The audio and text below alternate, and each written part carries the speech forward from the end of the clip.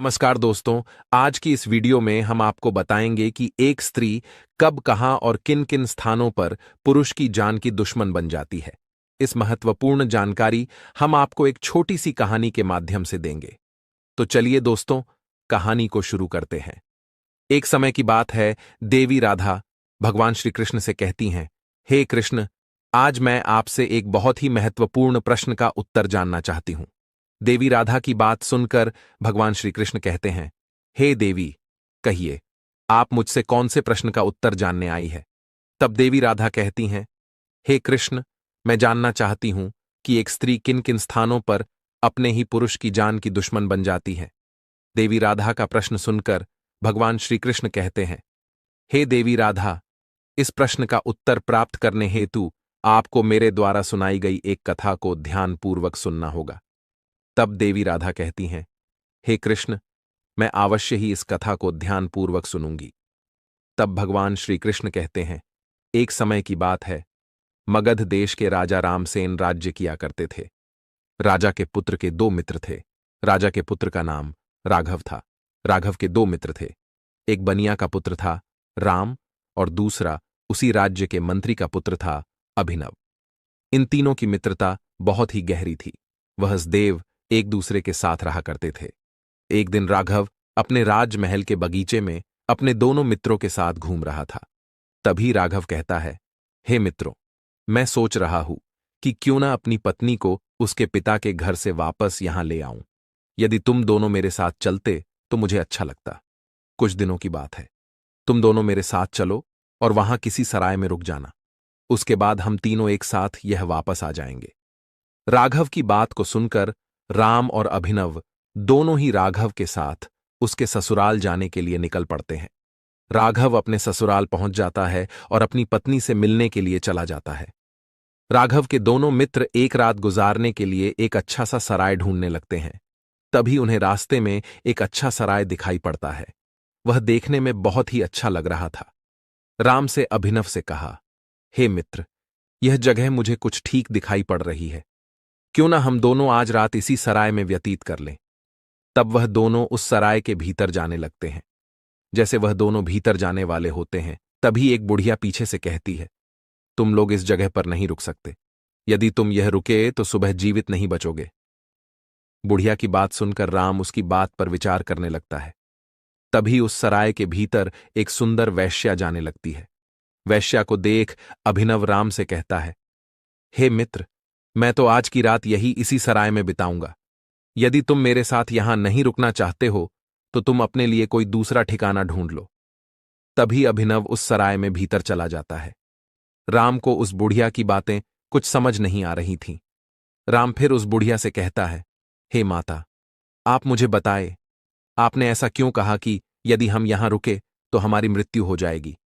तब बुढ़िया बोलती है, हे पुत्र, वह जो वैश्या सराय के भीतर गई है, वह तुम्हारे दोस्त को मार डालेगी। वह तुम्हारे मित्र को जीवित नहीं छोड़ेगी। तब राम बोलता है, हे माता, आप ऐसा क्यों कह रही हैं। तब बुढ़िया बोलती है, बेटा, उस वैश्या के भीतर एक नागिन रहती है। वह नागिन आधी रात को उस वैश्या के अंदर से निकल जाती है और उसके साथ जो भी रहता है उसे डस लेती है। बुढ़िया की बात को सुनकर राम बोलता है, हे माता, आप कृपा मुझे इसका कोई उपाय बताए। तब बुढ़िया राम को एक तलवार देती है और कहती हैं, जब उस वैश्या के भीतर से वह नागिन बाहर आए तो उसी समय तुम इस तलवार से उसे मार देना। राम उस बुढ़िया से तलवार लेके अभिनव के कक्ष में छुप जाता है। राम अपने मित्र को बचाने के लिए सारी रात जागता रहता है। जैसे ही आधी रात होती है तो उस वैश्या के भीतर से एक काली नागिन निकलती है। राम जैसे ही उस नागिन को देखता है, वह तुरंत उस तलवार से उसे मार देता है। नागिन के मरते ही वह वैश्या भी मर जाती है। राम के मित्र अभिनव को इस बात की भनक तक नहीं लगती है। राम नागिन का शव उसी के बिस्तर ले नीचे रख देता है और वहां से चला जाता है। राम उस सराय से बाहर आ जाता है और देखता है कि एक सुंदर स्त्री आधी रात को घने जंगल की ओर जा रही थी। राम उस स्त्री का पीछा करने लगता है।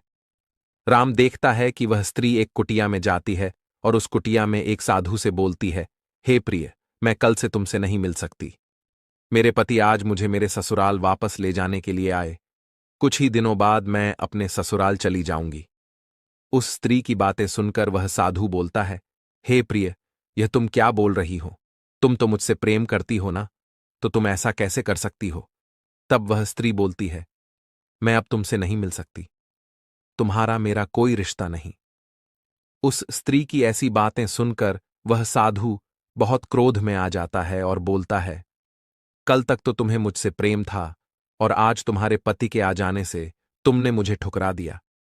यदि तुम मेरी नहीं हो सकती तो मैं तुम्हें किसी का नहीं होने दूंगा। इतना कहकर वह साधु उस स्त्री की नाक को काट देता है। नाक कटते ही वह स्त्री रोज रोज से चिल्लाने लगती है। दर्द से व्याकुल होके वह स्त्री अपने घर चली जाती है। जब वह स्त्री अपने घर पहुंची तो उसने सोचा कि यदि सुबह उसकी कटी नाक किसी ने देख ली तो उसकी बहुत बदनामी होगी। उसने सोचा, क्यों ना मैं सुबह होते ही यह इल्जाम अपने पति पर लगा दूं। इतना सोचकर वह स्त्री सो जाती है। उधर राम को उस साधु पर बहुत क्रोध आ रहा था, क्योंकि उस साधु ने एक स्त्री की नाक काट दी थी। इसलिए राम ने अपनी तलवार से जाके उस साधु का गला काटकर उसे मार डाला। फिर राम आगे थोड़ी दूर गया तो उसने देखा कि वहां एक मंदिर है। राम उसी मंदिर में जाके बैठ गया। तभी उसे मंदिर में कुछ व्यक्तियों की आवाज सुनाई देती है।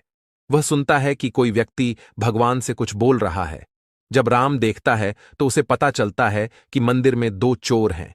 वह चोर भगवान से कह रहे होते हैं कि हे प्रभु, यदि आज हमने बड़े घर में चोरी की और यदि हम न पकड़े गए तो कल हम आपको राजा की पुत्री की बलि चढ़ाएंगे। राम को उन चोरों की बात बिल्कुल भी अच्छी नहीं लगी। वह सोच रहा था कि इनके में बिचारी उस राजकारी का क्या दोष है जिसने कुछ किया ही नहीं है। राम सोचता है कि वह कल रात इस मंदिर में फिर जरूर आएगा। अगली सुबह होते हैं, उधर वह नाक कटी स्त्री जोर जोर से चिल्लाने लगती है। अपनी बेटी की चिल्लाता देख उसके घर के सभी उसके पास आ जाते हैं और देखते हैं कि उसकी नाक कटी हुई है।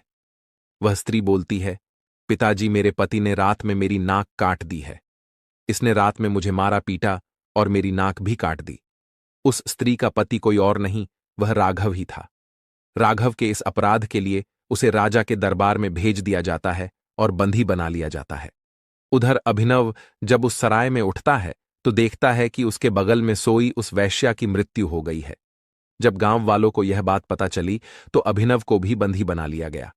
राघव और अभिनव दोनों मित्र बहुत ही संकट में थे। उन्हें तो पता भी नहीं था कि उन्हें किस बात की सजा मिल रही है। राम सारी रात सारा दिन मंदिर में बीता देता है। राम मंदिर में बैठकर चोर का इंतजार कर रहा था। राम ने देखा कि वह कल के चोर मंदिर में राजा की पुत्री को लेकर आए हैं।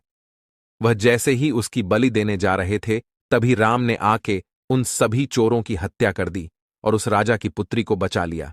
राम राजकुमारी को उन चोरों से बचा करके वापस राजमहल छोड़ने के लिए निकल पड़ा। राजकुमारी राम की सुंदरता पर मोहित हो चुकी थी। वह मन ही मन राम से विवाह करने के लिए मन बना चुकी थी। राम ने राजकुमारी को सही सलामत राजमहल के बाहर ले आया। तभी राम ने राजकुमारी से कहा, हे राजकुमारी, मैंने तुम्हारी रक्षा करके अपना कर्तव्य पूरा किया है। अब तुम निश्चिंत होके अपने कक्ष में जा सकती हो। तभी राजकुमारी बोलती है, तुमने मेरी रक्षा की है, मैं तुमसे बहुत प्रसन्न हुई। तुम मेरे मन को भा गए हो। यदि तुम मुझसे विवाह कर लो तो मैं तुम्हें राजा बना के रखूंगी। राम कहता है, हे राजकुमारी, मैं तुमसे विवाह नहीं कर सकता। मैंने तुम्हें संकट से निकालकर अपना मनुष्य धर्म निभाया है। मैं तुमसे विवाह नहीं कर सकता। तब राजकुमारी बोलती है, यदि तुमने मेरी बात नहीं मानी तो मैं तुम्हें कैद करवा दूंगी। राम कहता है, तुम कुछ भी कर लो, परंतु मैं तुमसे विवाह नहीं करूंगा। तभी राजकुमारी जोर जोर से चिल्लाने लगती हैं। राजकुमारी की आवाज को सुनकर राज दरबार के सभी सैनिक द्वार पे आ जाते हैं और देखते हैं कि राजकुमारी की दशा ठीक नहीं है। राजकुमारी सैनिकों को बोलती हैं, हे सैनिकों, इस पापी को बंदी बना लो। इसने मेरा अपहरण करने की कोशिश की है। राजकुमारी की आज्ञा मिलते ही सैनिक राम को बंदी बना लेते हैं। राम देखता है कि राजा की कैद में उसके दोनों मित्र भी फंसे हुए हैं। अगली सुबह राजा तीनों को बंदी गृह से निकालकर बुला लेता है। तीनों मित्रों को राजा के दरबार में खड़ा किया जाता है। सबसे पहले राजा अभिनव से कहता है, तुम बताओ, तुमने उस वैश्या को क्यों मारा? उसकी हत्या क्यों की? अभिनव राजा के द्वारा पूछने पर कुछ नहीं कहता और नीचे मुंह करके खड़ा हो जाता है। उसको ऐसे शांत खड़ा देख राजा बोलता है, यही अपराधी है, इसे तो फांसी की सजा होनी चाहिए। इसने एक वैश्या की हत्या की है। राजा की बात सुनकर राम बोलता है, हे राजन, मुझे क्षमा करे, मैं बीच में ही आपकी बात को काट रहा हूं, परंतु मैं आपको बताना चाहता हूं कि उस वैश्या की हत्या मेरे मित्र ने नहीं की है। उस वैश्या की हत्या तो मैंने की है, क्योंकि जिस दिन मैं और मेरा मित्र उस सराय में रुकने जा रहे थे तो एक बूढ़ी स्त्री ने हमसे कहा था कि यदि हम यह रुके तो सुबह जीवित नहीं मिलेंगे। मैंने उस बुढ़िया की बात मानी और सराय के भीतर नहीं गया। तब उस बुढ़िया ने मुझे बताए कि उस वैश्या के भीतर एक नागिन रहती है। वह नागिन आधी रात को वैश्या के भीतर से निकलकर किसी न किसी को डस लेती है। अपने मित्र की रक्षा करने हेतु मैंने उस नागिन की हत्या कर दी। उस बूढ़ी स्त्री ने मुझे एक तलवार दी थी, जिससे मैंने उस नागिन की हत्या कर दी थी। तब राजा कहता है, मैं तुम्हारी बात पर भरोसा क्यों करूं? क्या तुम अपनी बात को साबित कर सकते हो? तब राम बोलता है, हे राजन, यदि आपको मेरी बात पर भरोसा नहीं तो आप अपने सैनिक को उसी सराय में जाके देख लीजिए। मैंने उस नागिन का शव उसी बिस्तर के नीचे रखा है। तब सैनिक वहां जाके देखते हैं तो उन्हें नागिन का शव दिखाई देता है। राजा अभिनव से कहता है, हे अभिनव, तुम्हें अब कोई भी दंड नहीं मिलेगा। तुमने कोई अपराध नहीं किया है। तुम्हारे मित्र ने उस नागिन को मारकर पता नहीं कितने मासूम लोगों की जान बचाई है। अभिनव राजा के दंड से मुक्त हो जाता है। कुछ समय बाद राजा राघव से कहता है, हे राघव, तुम बताओ, तुमने अपनी धर्मपत्नी के साथ ऐसा क्यों किया? तुमने अपनी ही पत्नी की नाक क्यों काटी?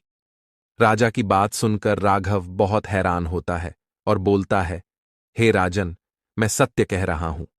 मैंने अपनी पत्नी को स्पर्श भी नहीं किया है। मैं उसकी नाक क्यों काटूंगा? तब राम कहता है, क्षमा करे महाराज, मैं आपकी बात कर रहा हूं। हे राजन, मेरा मित्र राघव सत्य बोल रहा है। उसने अपनी पत्नी की नाक को नहीं काटा है।